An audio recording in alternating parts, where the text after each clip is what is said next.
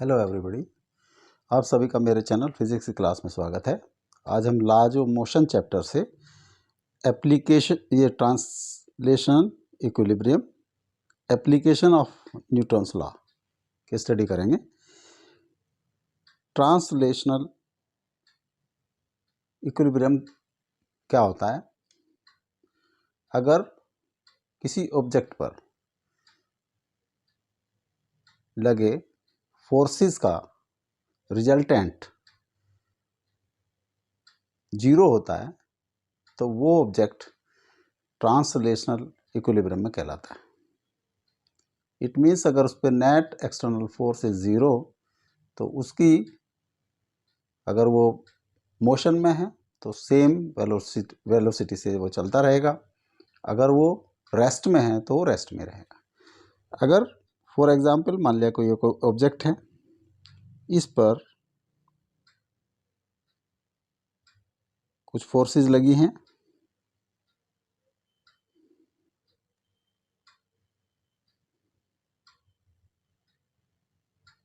मान लिया ये फोर्स है F1, F2, F3 and F4।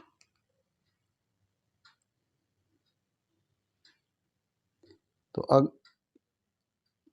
यदि F1 vector F1 plus vector F2 plus vector F3 plus vector F4 is equal to 0, then this object is in translational equilibrium।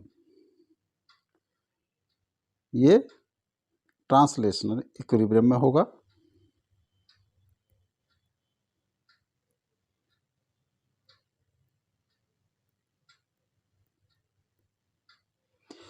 अगर हम इसको component form में देखें,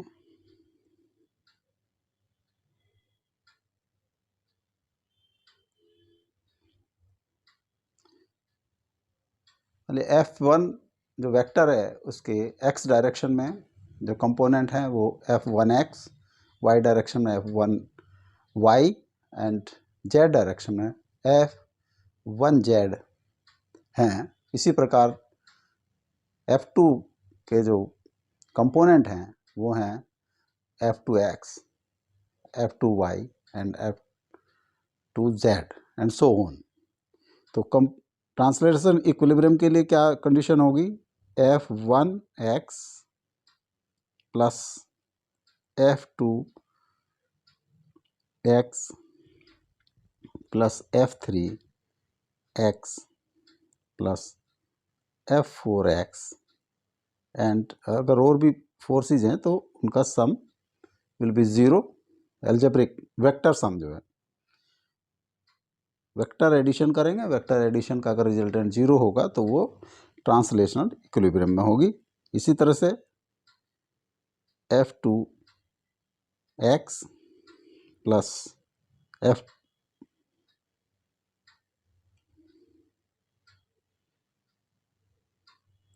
y डायरेक्शन का देखेंगे, F1y, F2y, F3y and F4y must be zero. और z direction में F1z plus F2z plus F3z plus F4z vector sum जो है इनका मस्ट बी ज़ीरो। तो ये कंडीशन है ट्रांसलेशनल इक्विलिब्रियम के। ट्रांसलेशनल इक्विलिब्रियम अगर उस पर net external force is zero then it will be, अगर ये रेस्ट में है तो रेस्ट में ही रहेगा, और अगर किसी वेलोसिटी से वो मोशन में है तो उसी वेलोसिटी से वो चलता रहेगा। अब फोर्सेस के जो केस नंबर 1, अगर पार्टिकल पे दो फोर्स लगी हों तो कब ट्रांसलेशनल इक्विलिब्रियम में रहेगा? जब उन दोनों का sum, vector sum will be zero. मान लिया ये ऑब्जेक्ट है, वेक्टर सम तभी जीरो हो सकता है जब ये दोनों एक ही लाइन के अलोंग लेकिन अलग अलग डायरेक्शन में, विपरीत डायरेक्शन में लगे हों। मान लिया ये F1 है, F1 वेक्टर है, ये F2 वेक्टर है, तो F1 vector must be equal to minus F2 vector. अगर दो फोर्सेस लगी हैं, अगर तीन फोर्सेस लगी हैं, तब उनका वेक्टर सम, जो हम वेक्टर सम कर सकते हैं, जो ट्रायंगल मेथड है या पैरेललोग्राम मेथड है, अगर हम ग्राफिकल मेथड से ऐड कर रहे हैं। मान लिया एक ऑब्जेक्ट है, इस पर एक फोर्स F1 है, एक फोर्स F2 है, ये F3 है, ये F1 वेक्टर है और ये F2 वेक्टर है। F1 और F2 का अगर हम वेक्टर सम करें, उसका रिजल्टेंट निकालें, तो रिजल्टेंट F3 के मैग्नीट्यूड में इक्वल और डायरेक्शन में अपोजिट डायरेक्शन में होना चाहिए, जिसे हम ट्रायंगल मेथड में जानते हैं कि F1 हमने, और इसी सीरीज में हमने F2 खींचा,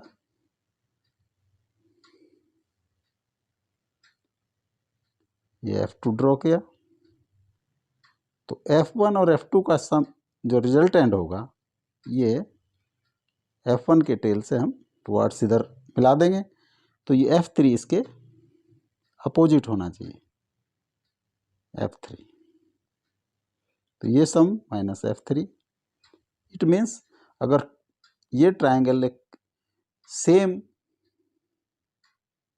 सीरियल से लेने पर अगर ये ट्रायंगल को क्लोज ट्रायंगल बनाता है, तो उसका उन तीनों का सम जो है 0 होगा, उनका रिजल्टेंट 0 होगा।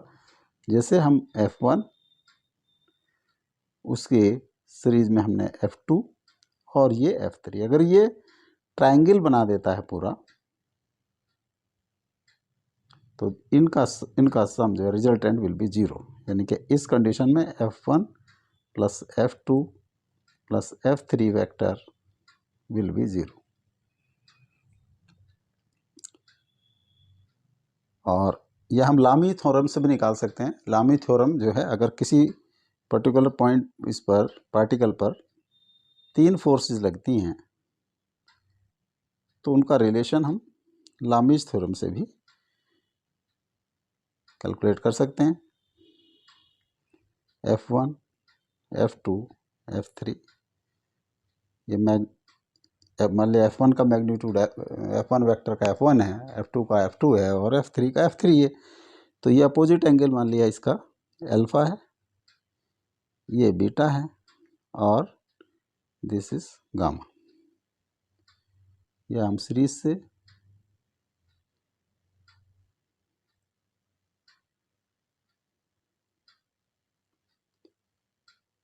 F1 के सामने का अल्फा है, F2 के सामने का बीटा है और F3 के सामने का गामा है, ये F3।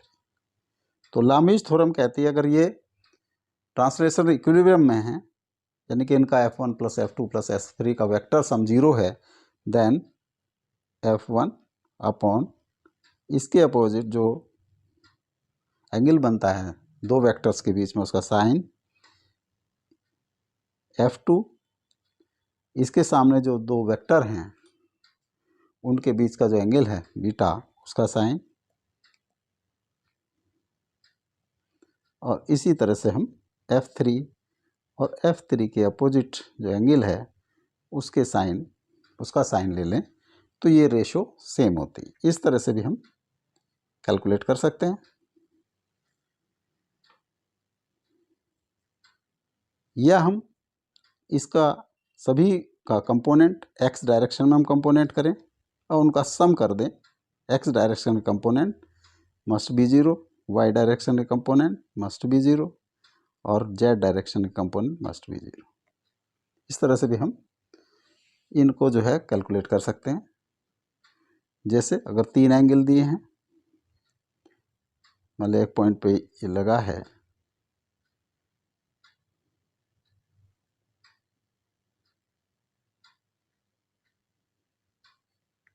यहाँ पे मान लिया ये x एक्सिस है और ये y एक्सिस है, तो इसका इससे ये एंगल मान लिया अल्फा है और एंटी क्लॉकवाइज डायरेक्शन में ये बीटा है।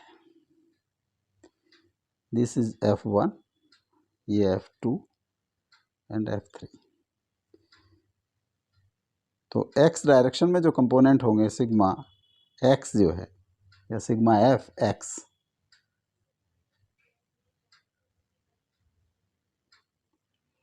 एफ एक्स डायरेक्शन में जो होगा वो कंपोनेंट होगा F1 कोस ले देंगे सभी का, cos 0 plus F2 cos alpha plus F3 cos beta.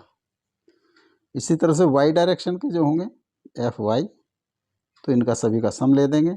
F1 जो एंगल का साइन ले लेंगे, sine theta plus F2 sine alpha and F3 sign beta. तो ये एफ एक्स डायरेक्शन में जो होगा इसका सम 0 होना चाहिए, वेक्टर सम, और इसका भी सम 0 होना चाहिए, तभी ये ट्रांसलेशनल इक्विलिब्रियम में होंगे। अगर 3 से अधिक फोर्सेस लगी हैं किसी पार्टिकल पर, तो उनको हम ग्राफिकल मेथड से अगर हम निकालना चाहें तो एक क्लोज्ड फिगर बनेगी। अगर क्लोज्ड फिगर हम एक क्रम में लेते हुए अगर उनको हम डिनोट करते चले जाएं, अगर वो क्लोज हो जाते हैं, मान लिया हम ये F1 F2 F3 and F4 and F5, इनको हम ग्राफिकल रिप्रेजेंटेशन करें, सम करें, वेक्टर एडिशन, तो हमने F1 ड्रॉ किया, उसके बाद यहाँ से हमने F2 ड्रॉ किया, फिर यहाँ से हमने F3 ड्रॉ किया, फिर F4 ड्रॉ किया एंड देन F5 ड्रॉ किया। अगर ये इसके टेल पर आकर मिल जाता है, जो F1 था, ये F1 वेक्टर है, F2 वेक्टर है, F3 वेक्टर है और F4 वेक्टर है, ये F5। इस तरह से हम अगर इनको वेक्टर रिप्रेजेंटेशन करते हुए ड्रॉ करें और F5 का जो हेड है वो F1 के टेल से आके मिल जाता है, इट मीन्स कि ये जो हमारा जिस पे लगे थे इस ऑब्जेक्ट पर, ये ट्रांसलेशनल इक्विलिब्रियम में होगा और इन सब का सम जो है vector sum F1 plus F2 plus F3 plus F4 plus F5 will be 0, अगर ये क्लोज्ड फिगर बना देते हैं। इसको हम कंपोनेंट फॉर्म में भी निकाल सकते हैं उसी तरह से जैसे 3 का भी देख रहे थे। मान लिया ये एक्स एक्सिस है, ये वाई एक्सिस है, इधर F1 एक्ट कर रहा है, F2 एक्ट कर रहा है, F3 है, F4 है और F5। ये F1 vector, F2 vector, F3 vector, F4 vector और F5 वेक्टर। ये एक्स एक्सिस है, ये वाई एक्सिस है। इन सभी वेक्टर्स जो फोर्सेस हैं, इनका एक्स एक्स से हम एंगल कैलकुलेट कर लेंगे। ये मान लिया α1 है, इसका ये मान लिया α2 सीरीज में ही लिख लें। ये सब एंटी क्लॉकवाइज डायरेक्शन में हम सब एंगल निकाल लेते हैं इनके। α3, this is α4 and last this is α5। सबका हमने एंटी क्लॉकवाइज डायरेक्शन में एंगल निकाल लिए। तो अब horizontal component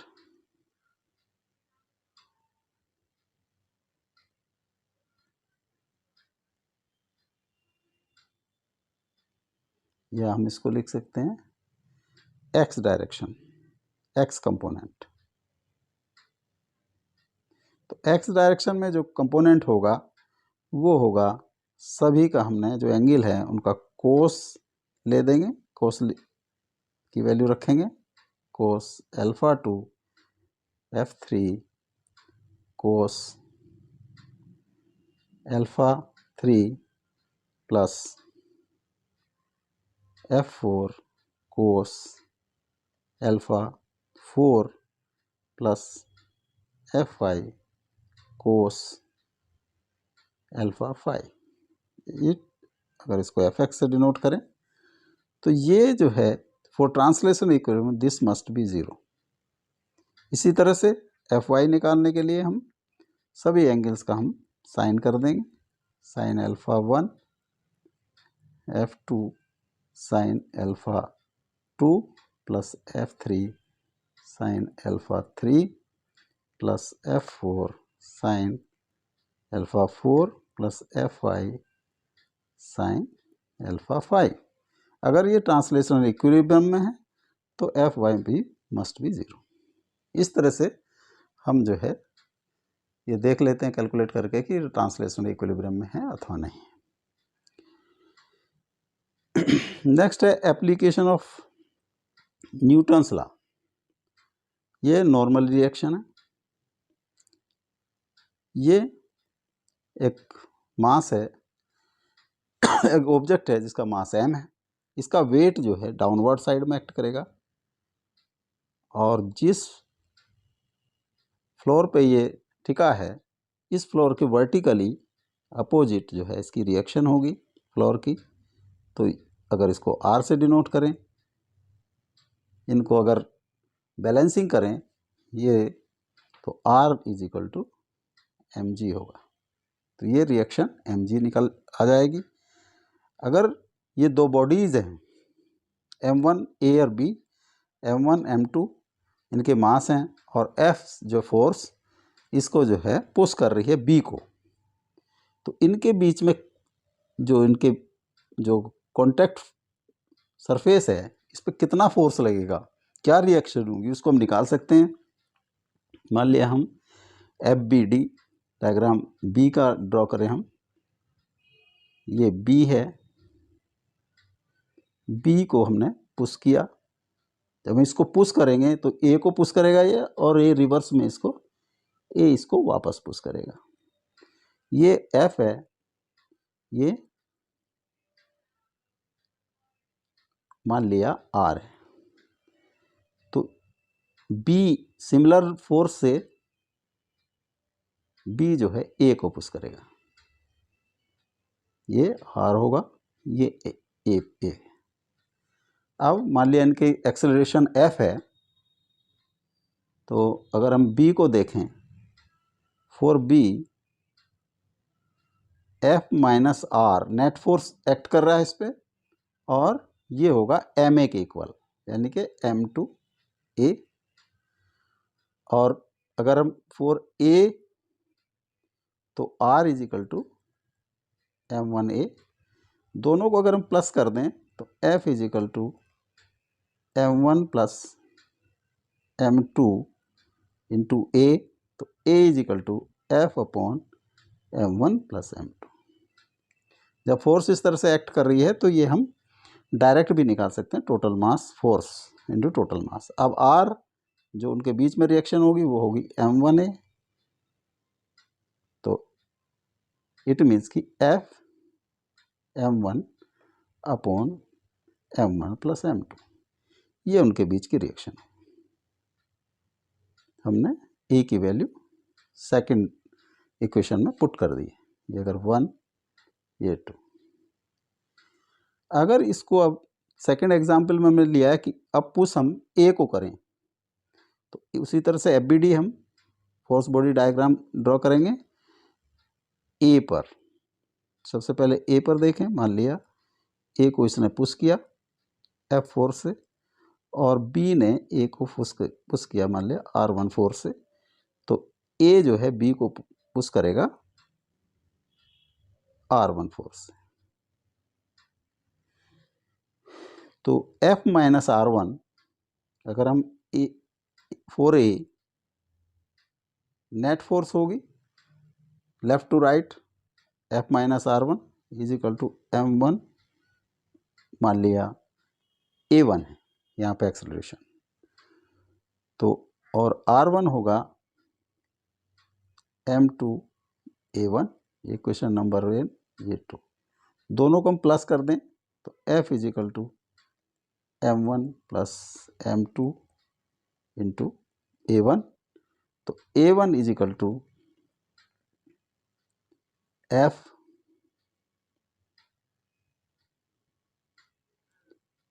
by M1 plus M2, ये सेम है जो हमने A थी, जो ऊपर वाला फर्स्ट एग्जाम्पल में थी, उसी तरह से A1 A के इक्वल है, और R1 होगा जो रिएक्शन उनके बीच में होगा वो होगा M2 A1 is equal to F M2 upon M1 plus M2, this is not equal to R वहाँ था M1 F, यहाँ है M2 F, it means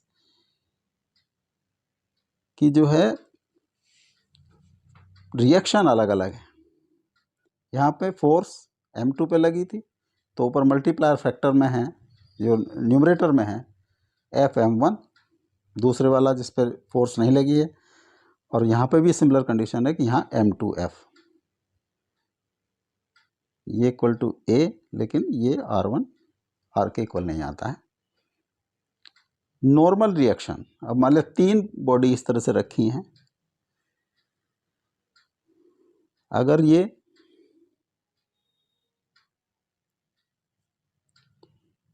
M1 M2 को प्रेशराइज करेगा M1 G से, तो इसकी एक रिएक्शन होगी R1, तो A और B के बीच में जो रिएक्शन होगी R1 will be M1 G। अब हम B को देखें, B की कंडीशन ये होगी कि इसको जो है A प्रेशर डाल रहा है M1G, और इसका खुद का मास है M2, तो वेट होगा M2G, तो इसकी रिएक्शन जो कॉमन पॉइंट पे होगी वो R2 होगी। इनको अगर वर्टिकल को अपवर्ड और डाउनवर्ड को इक्वल कर दें तो R2 होगा M1 plus M2 into G। अब नेक्स्ट M3 को देखें, C को B प्रेशराइज करेगा R2 से, इसका खुद का मास होगा M3, तो वेट होगा M3G, तो इसकी यहाँ रिएक्शन होगी R3, तो R3 is equal to R2 plus M3G, यहाँ इसकी वैल्यू रख देते हैं R2 की,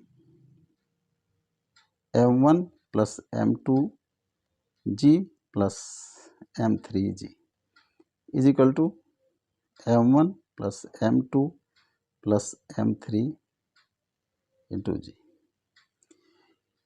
तो ये हम देखते हैं कि यहाँ जो कॉमन पॉइंट ऊपर से अगर हम देखें, जो फर्स्ट है इसके कॉमन पॉइंट पे जो रिएक्शन होगी ये फर्स्ट A के मास के इसके वेट के इक्वल होगी। अगर B और C के कॉमन पॉइंट पर देखें तो रिएक्शन होगी A और B के वेट के इक्वल, और यहाँ पर अगर हम देखें तो ये तीनों के वेट के इक्वल जो है रिएक्शन होगी, नॉर्मल रिएक्शन। अब अगर ये इंक्लाइंड है और ये 90 डिग्री है, इसका ये एंगल अल्फा है, इस पर कोई बॉडी रखी है, तो इसका जो वेट डाउनवर्ड साइड में काम करेगा, एक्ट करेगा वर्टिकली डाउनवर्ड, तो इसके 2 कंपोनेंट होंगे, एक पैरेलल टू सरफेस, इसके पैरेलल होगा, और एक कंपोनेंट होगा वर्टिकल। जो वर्टिकल कंपोनेंट होगा इसी की इक्वल एंड अपोजिट डायरेक्शन में इसकी रिएक्शन होगी, normal reaction. This is mg, ये angle 90 minus alpha, then this angle is alpha, तो ये कंपोनेंट होगा mg कोस अल्फ़ा और R रिएक्शन होगी mg कोस अल्फ़ा के अपोजिट और इक्वल। इस तरह से हम नॉर्मल रिएक्शन निकाल सकते हैं। अब एक्सेलरेशन,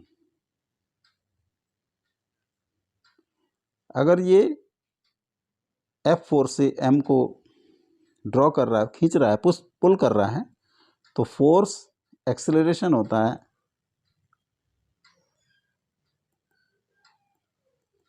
फोर्स अपॉन मास, तो ये होगा F/m।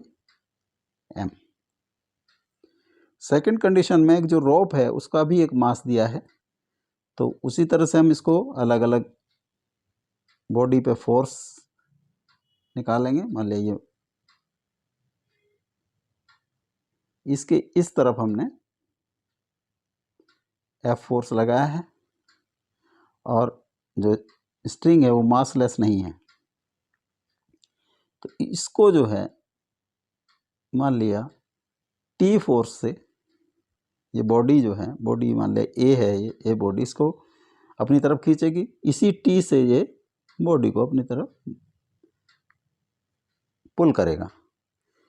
तो अगर हम ये m1 मास है, ये m मास है, तो इस पोर्शन को देखें तो नेट फोर्स है F माइनस टी, ये होगा m1 के इक्वल, और इसको देखें तो ये होगा T इजिकल टू ma, दोनों को जोड़ दें तो F equal to m1 plus m into A, तो A equal to F upon m1 plus m। इस तरह से हम ये एक्सेलरेशन कैलकुलेट कर सकते हैं। अब अगर थ्री बॉडीज़ हैं और इस पर हमने F फोर्स लगाया, तो तब एक्सेलरेशन उनके बीच में जो स्ट्रिंग है वो स्ट्रिंग है मासलेस इन एक्सटेंसिबल। उसी तरह से FBD बनाएंगे, तो अगर हम FBD इसका C का लें, ये C है, इस पे ये B इसको अपनी तरफ खींचेगा तो ये इसको पुल करेगा, इसी तरह से ये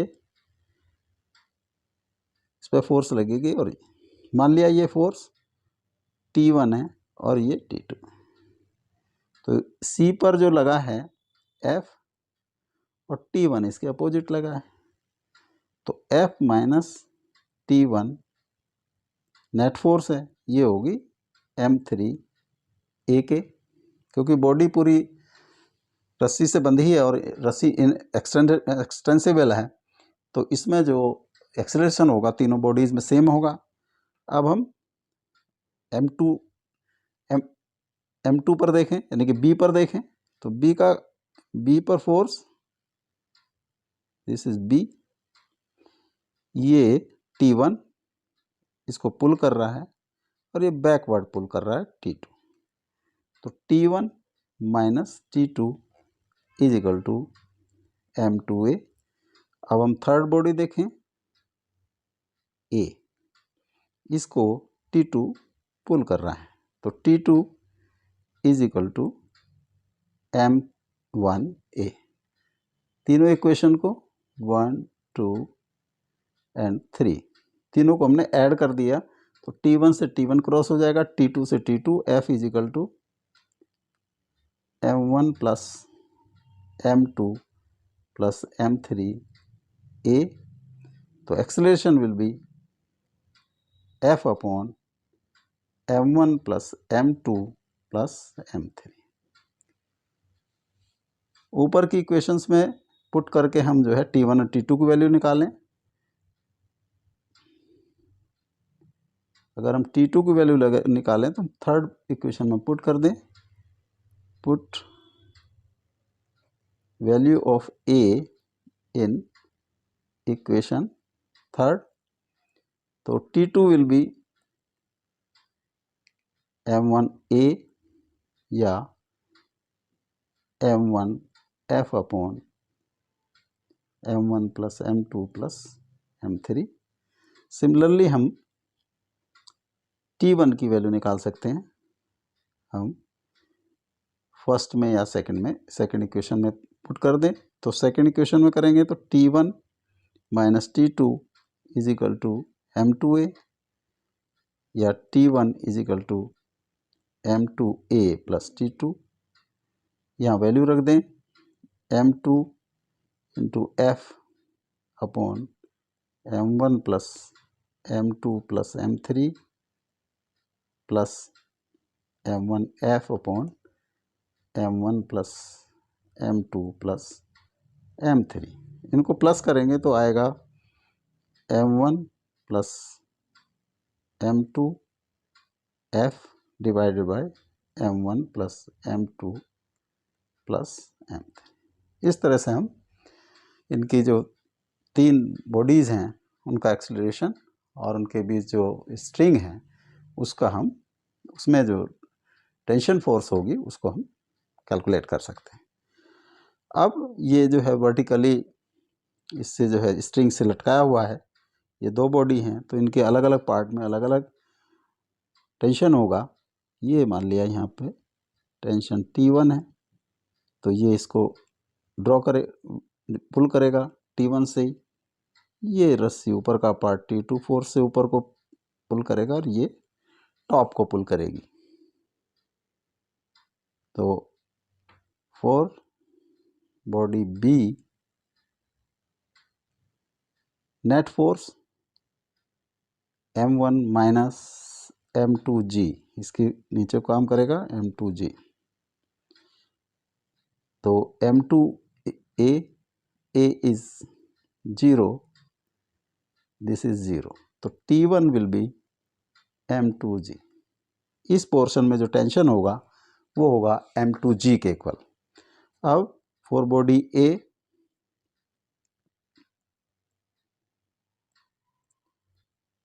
ए पे अगर हम देखें तो नेट फोर्स होगा T2 minus T2 upper side में, T1 लोअर साइड में और इसका वेट भी लोअर साइड में, is equal to M1A, A is 0, this is 0। तो T2 will be T1 plus M1G। T1 की वैल्यू रख दें M2G plus M1G is equal to M1 plus M2G। इस तरह से हम T1 और T2 की वैल्यू निकाल सकते हैं। अब मान लिया ये whole arrangement is going upward with acceleration A। यहाँ पे मान लिया ये T1 है, ये भी T1 है, ये इसको अपर साइड में T2 कीजिए। तो इस फॉर बॉडी B पर net upward force T1 minus M2G, net upward acceleration A M2A। तो T1 will be equal to G plus A M2। For body B, for body A net force upward force T2 minus T1 minus M1G, ये act कर रहा है इस पे, ये होगा M1A के equal. T2 will be equal T1 plus M1G plus M1A। T1 की वैल्यू हमने ये पुट कर दी, G plus A M2 plus M1G plus M1A, G plus A M2, इन दोनों में से M1 कॉमन है, G प्लस A, तो ये आ गया G plus A M1 plus M2। इस तरह से फ्री बॉडी डायग्राम से हम टेंशन कैलकुलेट कर सकते हैं। नेक्स्ट है, अगर ये दो बॉडीज, एक पुली जो फ्रिक्शनलेस है और लाइट है, और ये जो है लाइट स्ट्रिंग से और इनएक्सटेंसिबल स्ट्रिंग है, इससे लटक रही है। मान लिया M1 is greater then m2। तो नीचे को फोर्स काम करेगी वो m1g, इधर फोर्स नीचे काम करेगी m2g। इस m1 पे अपर साइड में टेंशन T होगा और ये इसको पुल करेगा T से। इसी तरह से क्योंकि रस्सी कंटिन्यूअस है तो यहाँ पे भी T होगा और इसको अपवर्ड डायरेक्शन में भी T होगा। तो अब जो फ्री बॉडी डायग्राम है दोनों बॉडी का, ये मान लिया A है, दिस इज B। तो फॉर A की जो एक्सेलरेशन है वो डाउनवर्ड है क्योंकि m1 is greater then m2 और इसकी एक्सेलरेशन अपवर्ड है। तो इस पे डाउनवर्ड, जो m1g डाउनवर्ड है, T है अपवर्ड, तो नेट फोर्स इस पे डाउनवर्ड लगी है। तो m1g minus T will be equal to m1a। अब फॉर B क्योंकि ऊपर की तरफ जा रहा है, इसका मतलब T is more than m2g, तो T minus m2g is equal to m2a। Equation number 1, equation number 2, add equation number 1 and 2। 1 और 2 को जोड़ेंगे तो T से T क्रॉस हो जाएगा, m1g minus m2g is equal to m1 plus m2a, और a is equal to m1 minus m2g upon m1 plus m2। ये acceleration in bodies में होगा। अब इससे कोई सी भी इक्वेशन में T की कैलकुलेट कर लेते हैं 1 या 2 में रख के। तो put value of A in equation number 2, तो T माइनस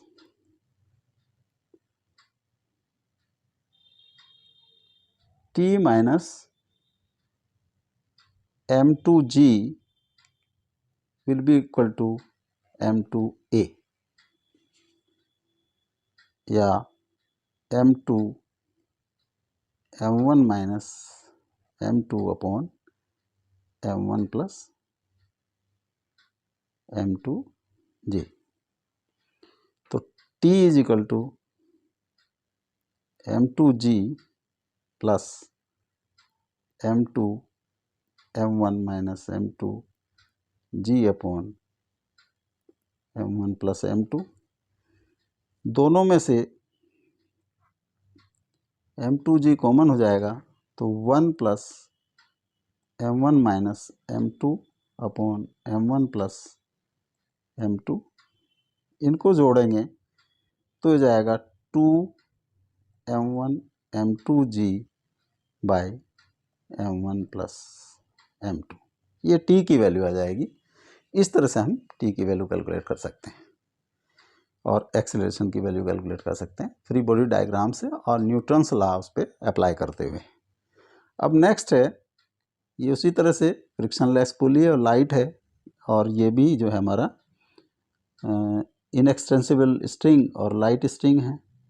तो इस पर एक फोर्स काम करेगी T1, यहाँ पे काम करेगी T1, यहाँ पे भी T1 और ये T1।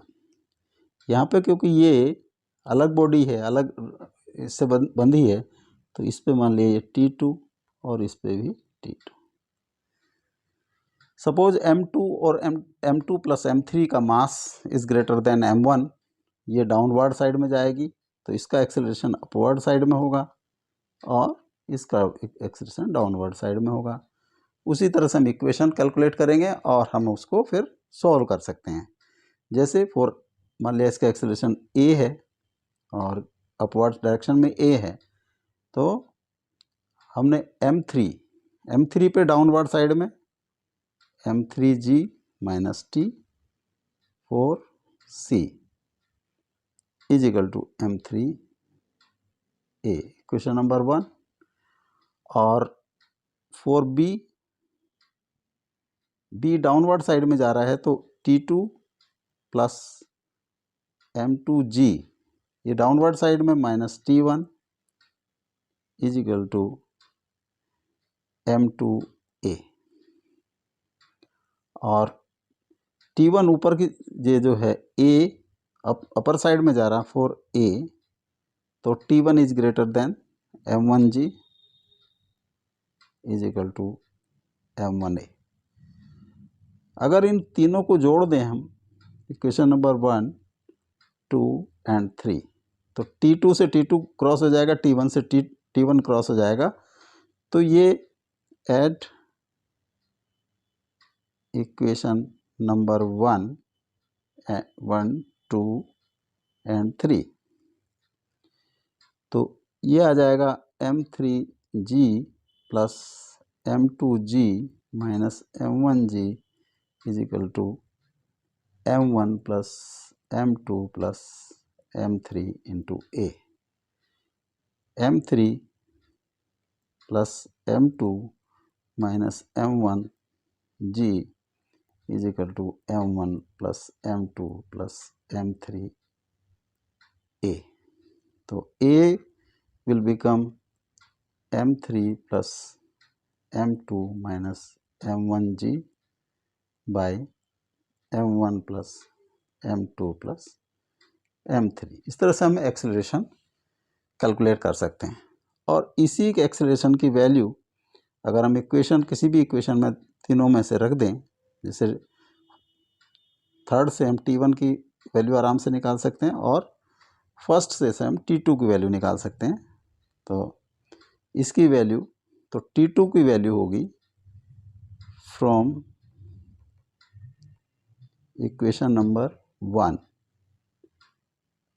M3G minus T2 is equal to M3A और T2 is equal to M3G minus M3A। यहाँ पे हम A की वैल्यू पुट कर देंगे तो ये हमारी T2 की वैल्यू निकल जाएगी। इसी तरह से from equation number 3 T1 minus M1G is equal to M1A, तो T1 is equal to M1A plus M1G। तो यहाँ पे A की वैल्यू हम यहाँ से पुट कर देंगे तो ये हमारी T1 की वैल्यू कैलकुलेट हो जाएगी। इस तरह से हम ये अलग अलग जो स्ट्रिंग हैं उनमें भी टेंशन निकाल सकते हैं और कंबाइंड एक्सेलरेशन निकाल सकते हैं। नेक्स्ट है, अगर ये जो है इस तरह से स्मूथ प्लेटफॉर्म पे रखा है A और यहाँ से ये इसको लटका दिया गया है, तो उसी तरह से FBD हम ड्रॉ करेंगे। यहाँ पे मान लिया ये टेंशन T है, यहाँ पे भी T होगा क्योंकि कंटिन्यूस है और इनएक्सटेंसिबल है, तो ये T। तो for body A T force लगा है, M मास है, तो वो होगा M जो भी एक्सेलरेशन है, M एक इक्वल इक्वेशन नंबर 1। और for body B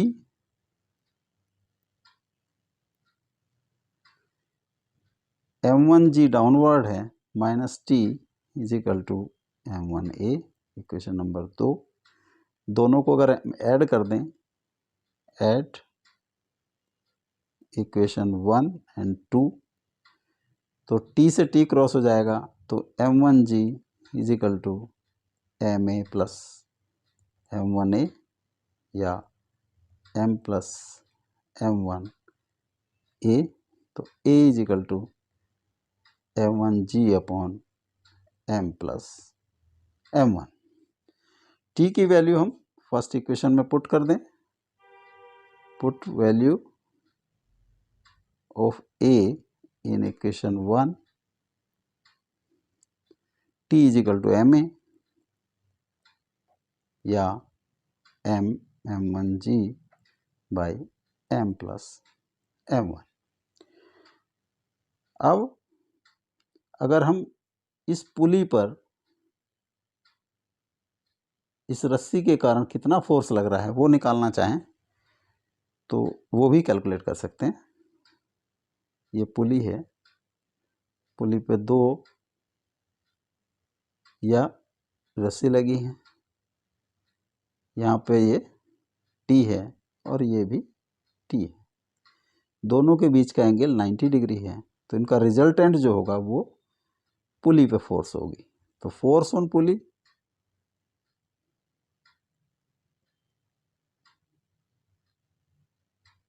is equal to T square plus T square under root या टी रूट 2, टी की वैल्यू यहाँ से पुट करेंगे तो ये टी आ जाएगा, या इसका अपोजिट भी करते हैं, रिएक्शन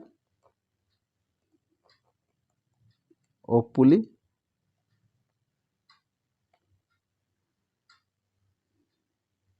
ये आर है तो माइनस अपोजिट साइड में वो माइनस आर होगा और मैग्नीट्यूड होगा वो टी रूट 2, मतलब इसके अपोजिट साइड में इसकी रिएक्शन होगी। इस तरह से हम रिएक्शन और ये निकाल सकते हैं उसका एक्सेलरेशन। अब मान लिया 2 पुलीज हैं, उनसे एक रस्सी मूव कर रही है और दो तरफ जो है ये मास जो है, और मान लिया हमने m1 is greater then m2, यहाँ पे ये टी फोर्स है क्योंकि रस्सी कंटिन्यूअस है, इनएक्सटेंसिबल है, तो सभी जगह इसमें टी होगा, टेंशन जो है टी होगा, यहाँ पे भी टी। और तो m1g यहाँ पे अगर देखें m1 इज ग्रेटर देन तो m1 डाउनवर्ड चलेगा a एक्सेलरेशन से, ये अपवर्ड चलेगा a से तो m1g minus T is equal to m1a, और अगर हम b को देखें तो t minus m2g is equal to m2a, दोनों को ऐड कर दें तो m1g minus m2g is equal to m1a plus m2a, और m1 minus m2g is equal to m1 plus m2a, तो a is equal to m1 minus m2g upon m1 plus m2। t की value कोई सी भी equation में रख दें तो t minus m2g is equal to m2a या t is equal to m2a plus m2g। यह हमने वैल्यू m2 कॉमन ले लिया a प्लस g, और t is equal to m2 a की वैल्यू रख दी m1 minus m2 g by m1 plus m2 plus g common ले लें तो m2 और ये m1 minus m2 upon m1 plus m2 plus 1, इसको ऐड करेंगे तो यह आ जाएगा 2m1 m2g by m1 plus m2। इस तरह से हम टेंशन और एक्सेलरेशन इसमें कैलकुलेट कर सकते हैं। अब नेक्स्ट है, ये 2 बॉडीज हैं, मान लिया m1 is greater then m2, ये कंटिन्यूअस नहीं है, C से जो है C बॉडी से इस रस्सी को अटैच कर दिया गया है, तो ये अलग अलग पार्ट में C2A रस्सी में अलग टेंशन होगा और C2B में अलग टेंशन होगा। मान लिया इसमें टेंशन T1 है,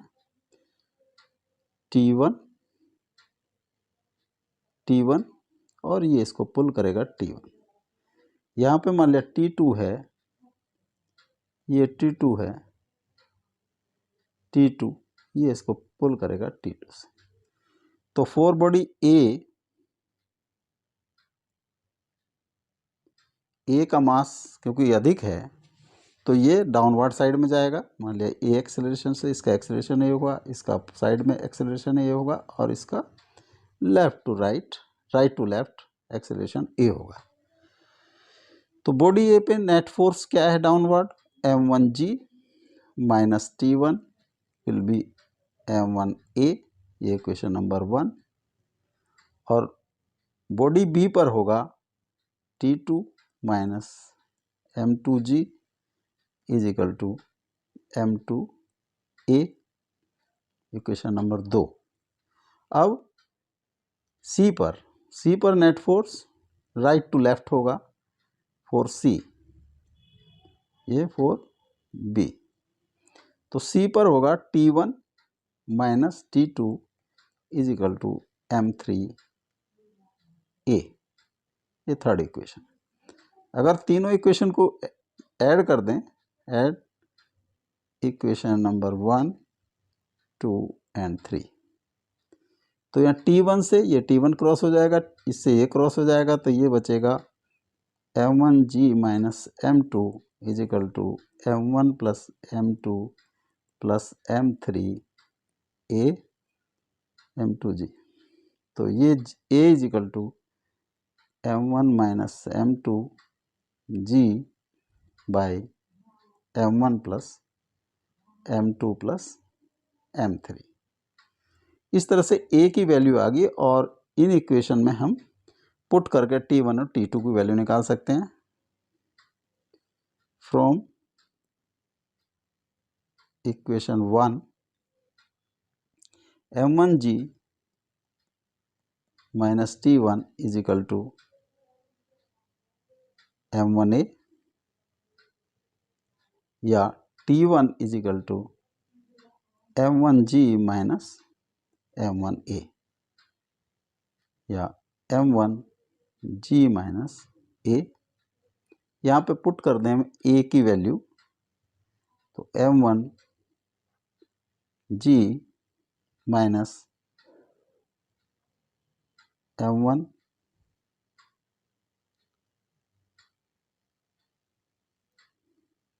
minus m2g upon m1 plus m2 plus m3। इसमें से g और कॉमन ले लिया हमने, m1g 1 minus m1 minus m2 upon m1 plus m2 plus m3, और m1g m1 plus m2 plus m3, m1 plus m2 plus m3 minus m1 plus 2m2 plus m2।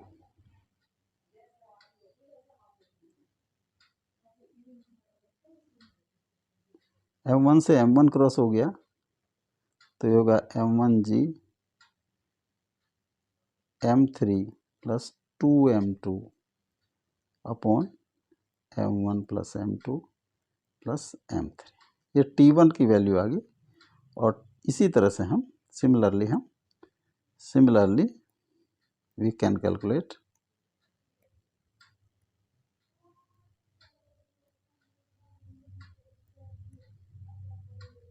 Value of T2 की value भी इसी तरह से हम calculate कर सकते हैं। नेक्स्ट, अगर किसी वेज पे है, ट्रायंगुलर वेज है, इस पे दो बॉडी रखी हैं, तो इसका जो m1 और m2 वही फ्रिक्शनलेस पुली है, और इनएक्सटेंसिबल और मासलेस जो है स्ट्रिंग है। तो क्योंकि स्ट्रिंग कंटिन्यूअस है, तो इस पे T एंड T, यहाँ पे T। तो सबसे पहले देखेंगे ये किस तरफ को जाएगा।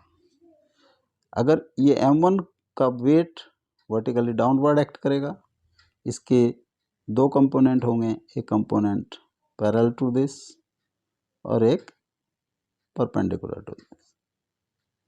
तो जो पैरेलल होगा वो होगा m1 sine theta sine alpha,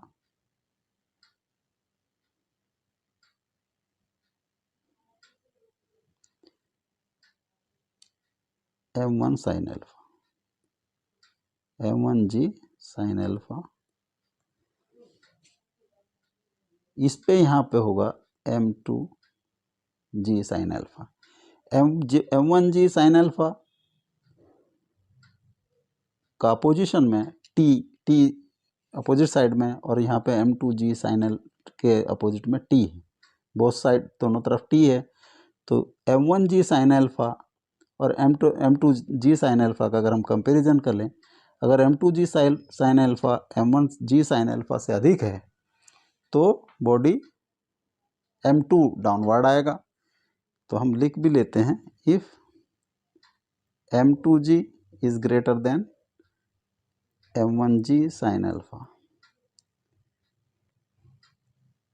b will come down। और अगर m2g sine alpha is less than m2g m1 sine alpha से लेस है तो साइन अल्फा, तो b will go अपवर्ड। तो हमने अगर सपोज कर लिया, सपोज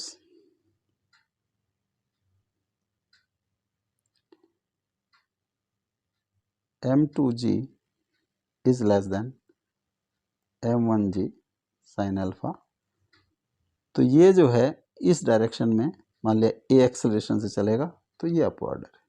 उसी तरह से हम दो इक्वेशन कैलकुलेट बना लेंगे, जैसे ये डाउनवर्ड डायरेक्शन में m1g sine alpha minus t, तो ये नेट डाउनवर्ड साइड में जो है फोर्स आ गया, और इसको हम एक्सेलरेशन इनटू मास से मल्टीप्लाई कर देंगे, तो equation number 1।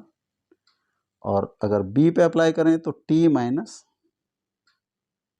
m2g is equal to m2a, equation number 2। दोनों को ऐड कर दें, ऐड t से t क्रॉस हो जाएगा, तो m1g sine alpha minus m2g is equal to m2a plus m1a, या m1g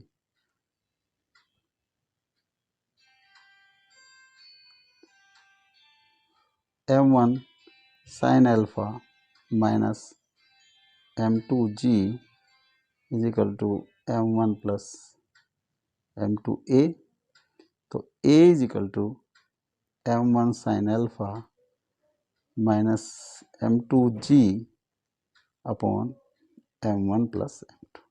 इस तरह से हम एक्सेलरेशन कैलकुलेट कर लें, और इस एक्सेलरेशन की वैल्यू 1 या 2 को इसी भी इक्वेशन में पुट कर दें तो t की वैल्यू हम कैलकुलेट कर सकते हैं।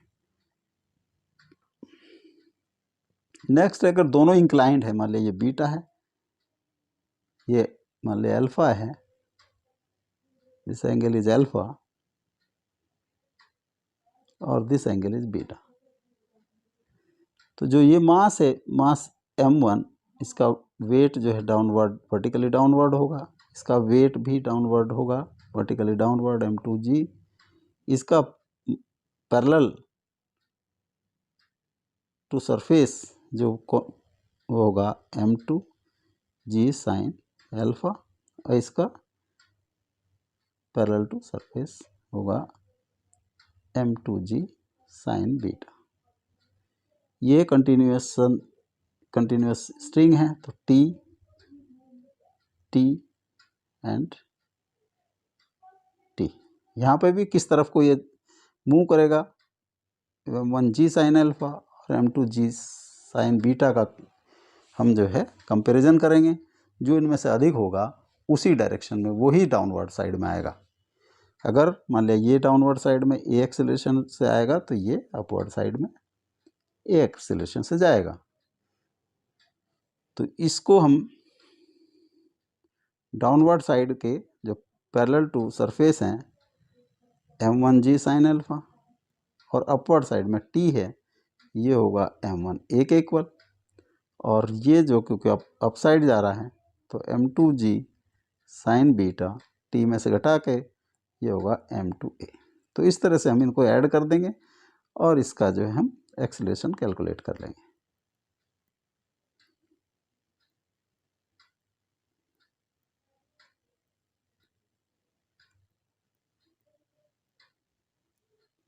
ये होगा m1 sine alpha minus m2 sine beta g is equal to m1 plus m2 a। तो एक्सेलरेशन हो जाएगा m1 sine alpha minus m2 sine beta into g by m1 plus m2। इस तरह से एक्सेलरेशन हम कैलकुलेट कर लेते हैं और इस एक्सेलरेशन की वैल्यू जो इक्वेशन कोई सी भी इक्वेशन में पुट करके हम टेंशन t निकाल सकते हैं। अब एक गिवन सेक्शन ये बॉडी दी है a पार्ट, इसका मास m है और इसकी लेंथ l है, इस पर फोर्स F लगी है। तो किसी सेक्शन पर अगर हम टेंशन निकालना चाहें तो उसको भी हम कैलकुलेट कर सकते हैं। जैसे ये बॉडी है, इस पर फोर्स F लगा है, मास m है, तो एक्सेलरेशन इसका कंप्लीट बॉडी का होगा a is equal to F by m। अब इसके दो पार्ट हैं, दो हिस्से कर दिए गए हैं। यहाँ पे मान लिया ये x, ये 1 1 है, तो ये x है, ये बचेगा l minus x, total length है। इसका अगर इसका मास जो है x का मास, जो इस पार्ट का मास होगा, टोटल मास है m, पर लेंथ मास हो गया m बाई एल, तो इसका होगा m by L into x. Similarly इसका सेकंड पार्ट का मास होगा, वो होगा m by L, L minus x. अब फर्स्ट इधर के राइट साइड के फर्स्ट पार्ट को देखते हैं।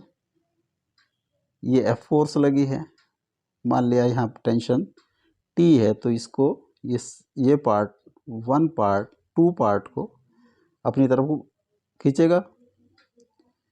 ये मान लिया T टेंशन से ड्रॉ अपनी तरफ को विड्रॉ कर रहा है, तो T से ही सेकंड पार्ट जो है इसका डबल, वो फर्स्ट पार्ट को अपनी तरफ खींचेगा। तो T की वैल्यू हमें कैलकुलेट करनी है। तो अगर हम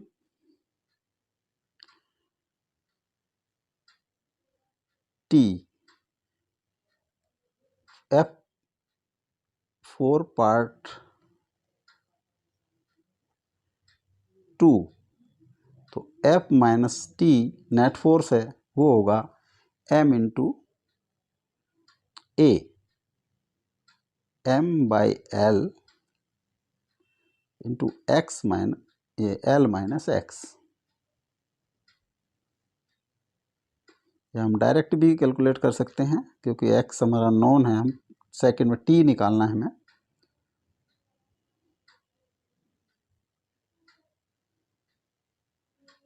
four part 1, t is equal to इसका मास है m by L into x, ये मास हो गया इंटू एक्सेलरेशन a। तो m by L x into acceleration है f बाई m। तो इससे ये क्रॉस कर गया तो f x बाई एल, तो यहाँ पर टेंशन होगी वो एफ एक्स बाई एल होगी। और अगर अब अपोजिट साइड में हमने f को कर दिया है, तो अब इनमें टेंशन क्या होगी,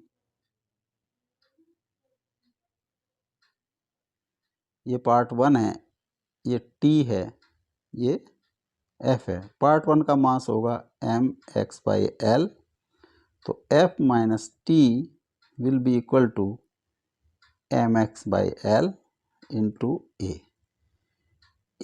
M X by L into A था एफ बाई एम, तो ये हो गया एफ एक्स बाई एल, तो T will be equal to F minus F X by L, या एल कॉमन, एलसीएम आ गया, माइनस एफ एक्स, तो ये आ जाता है F L minus X by L. दोनों को देखने से जो पहले वाले में फर्स्ट में जो एक्स से पार्ट 2 पर फोर्स लगी थी, ये जो है पार्ट ए फोर्स से अपोजिट साइड में था, तो डिस्टेंस पार्ट ए की Fx लिया गया।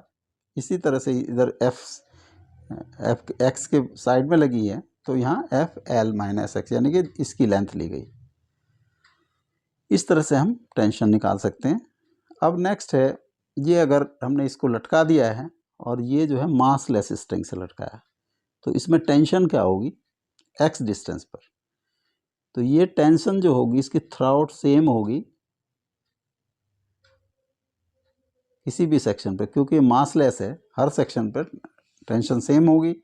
तो t ये नीचे डाउनवर्ड काम करेगा, इसमें एक्सेलरेशन 0 है, तो t minus m g will be 0, t is equal to m g, यानी कि हर सेक्शन पर तो tension at section 1 will B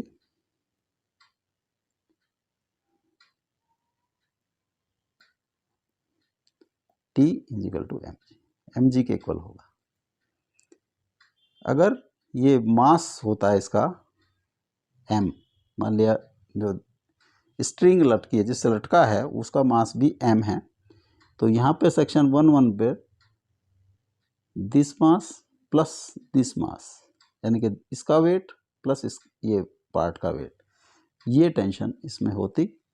तो टोटल मास है m, तो x का मास होगा, जो इसको अगर हम लिखें c ये d, mass of CD part of string वो होगा, टोटल लेंथ का L है तो x का mx बाई L। तो वेट जो वेट होगा स्ट्रिंग प्लस बॉडी A का, that will be the tension eight A, tension eight 1 tension eight 1 will be weight of body A plus weight of string CD। तो ये होगा mg plus mx by L into G. तो total tension हो जाएगा m plus mx small m into जी।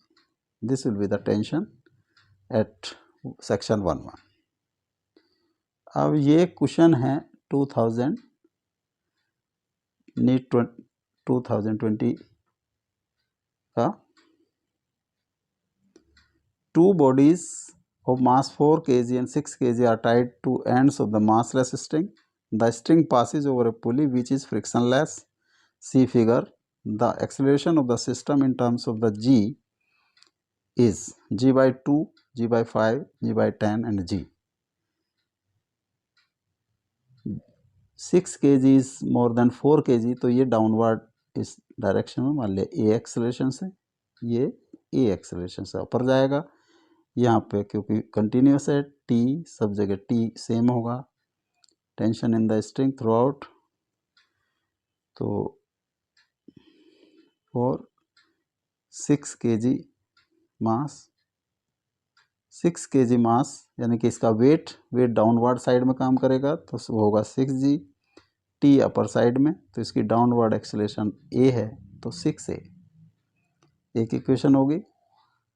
अब इसमें t इसका 4g downward side में काम करेगा, तो t minus 4g is equal to 4a। Equation number 2, add equation 1 and 2, t से t क्रॉस हो जाएगा, 2g is equal to 10a, a is equal to 2g by 10 या g बाई 5। तो g by 5 is the correct answer, b is the correct option. अब next question है NEET 2019। A particle moving with velocity v is acted upon by the three forces shown by the vector triangle PQR. the velocity of the particle will decrease, remain same, change according to the smallest force QR, increase. अब यहाँ हम देखते हैं कि P, Q, QR and RP 3 forces लगी हैं और तीनों का जो एंड है वो एक पॉइंट पे मर्ज हो जाता है, यानी कि इनका resultant will be 0. Resultant force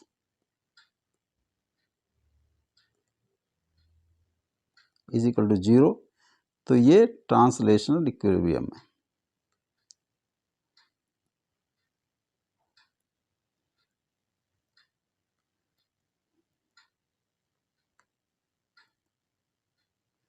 body is in translation. अगर वो रेस्ट में है तो रेस्ट है तो रेस्ट में रहेगी, और मोशन है तो वेलोसिटी सेम होगी, will be constant. If in rest, if in motion. तो हमारे केस में मूविंग यानी कि velocity will be same, remain same. This is the correct option B. अब नेक्स्ट वीडियो होगी centripetal force, centrifugal force, a pseudo force and friction. Thank you.